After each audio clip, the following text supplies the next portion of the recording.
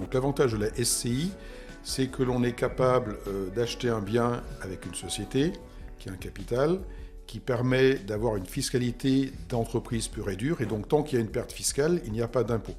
Quand je l'ai dit tout à l'heure, si vous êtes en propriété personnelle et que vous avez un solde fiscal négatif, mais un résultat supérieur à 23 000 euros, vous allez payer 1 150 euros. Ok. En SCI, tant qu'il y a une perte fiscale, il n'y a aucune imposition. Donc c'est le point le plus important. Ensuite, c'est parfois plus facile de refinancer, donc de faire un deuxième ou troisième prêt, puisque c'est généralement le bilan de la société qui va influencer sur le choix ou l'octroi d'un crédit plutôt que votre fiscalité personnelle. D'accord. Ensuite, il y a un certain nombre d'optimisation ou de choix, de choses qui peuvent être plus intéressantes pour passer en SCI que en choix personnel.